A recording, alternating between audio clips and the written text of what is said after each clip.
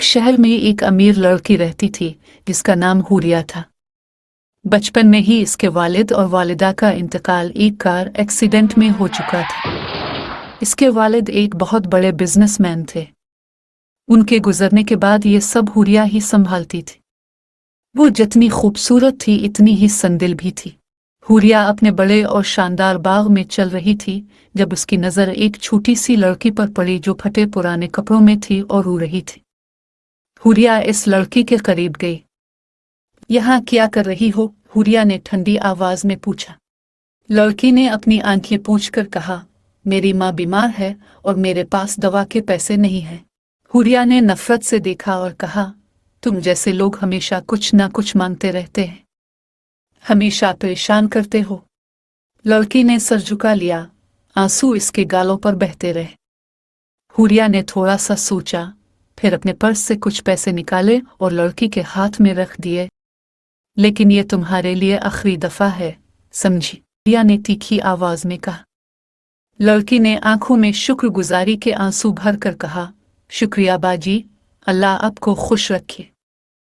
हुरिया ने अपने सर को हल्का सा झटका दिया और कहा, हाँ, बस अब जाओ यहाँ से। जब लड़की चली गई हुरिया के ठंडी शक्ल पर एक छोटी सी मुस्कुराहट आ गई।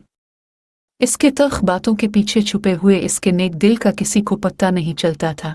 इस महीने बकरीद आने वाली थी और हुरिया बिल्कुल अकेली थी। इसने अपना बकरा अपने बाग में बांधा और पलटकर अपने घर में जाने लगी। तभी इसके पास एक गरीब बूढ़ा जोड़ा आया।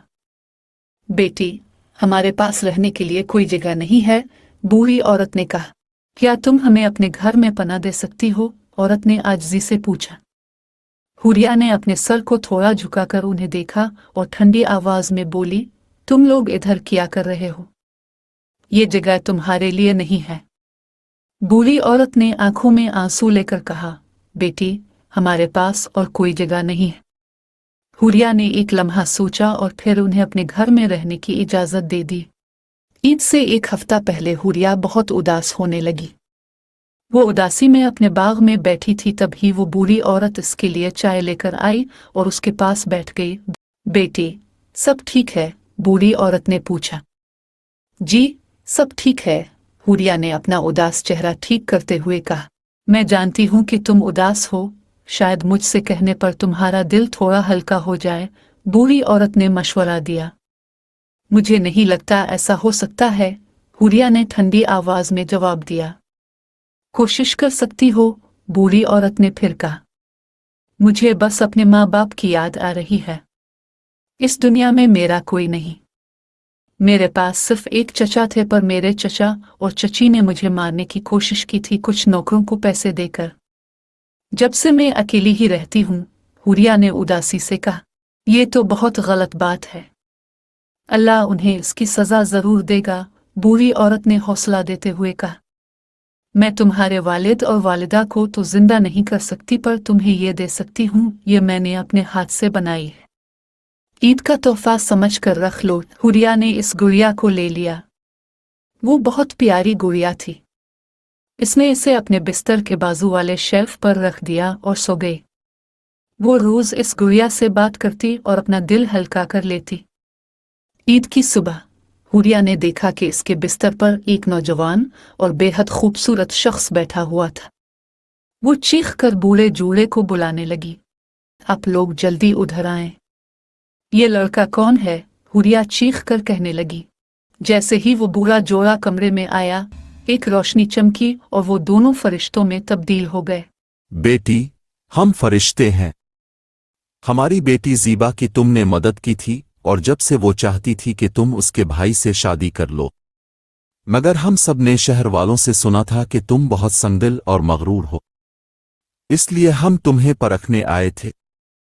पर हमें पता चला है कि तुम्हारा दिल बहुत अच्छा है। जब मुझे ऐसा लगा तो मैंने शाहजेब से कहा कि वो एक गड्ढा बन जाए और तुम्हारी बातें सुने, ताकि उसे भी पता चले कि तुम्हारा दिल भी कितना पाक है। हम ये चाहते हैं कि हमारा बेटा तुमसे शादी करे। बूढ़े आदमी ने कहा। हुरिया की आंखों में आंसू आ गए। लेकिन मैंने आपसे भी कितनी बदतमीजी से बात की थी। हम जानते हैं कि तुम्हारे दिल में कितनी मोहब्बत है, बूढ़ी औरत ने मुस्कुराते हुए कहा। इतने दिन आपकी बातें सुनकर जो आपने मुझे सुनाई जब मैं वो दाल बना हुआ था, मुझे भी ये एहसास हो चुका है कि जो जैसा दुखता है वो वैसा ही नहीं होता। आपके पाक दिल और प्यारी बातों ने मेरा दिल और दिमाग दोनों जीत लिए हैं। मैं आपसे बहुत मोहब्बत करने लगा हूं। तो क्या आप मुझसे शादी करेंगी, मेरी प्यारी हुरिया? शाहजेब ने अपनी सारी दिल की बातें कह दी और हुरिया के जवाब का इंतजार करने लगा। हुरिया ने मुस्कुराते हुए सर हाँ में हिलाया।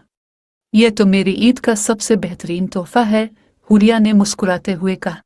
ईद के दूसरे दिन ही हुरिया और शाहजेब की धूमधाम से शादी हुई, जिसमें सब शहर वालों और साथ ही फरिश्तों ने भी शिरकत की और सब ने दूल्हे को ढेरों दुआएं दी। फिर शादी हुई और हुरिया और शाहजेब खुशी खुशी रहने लगे।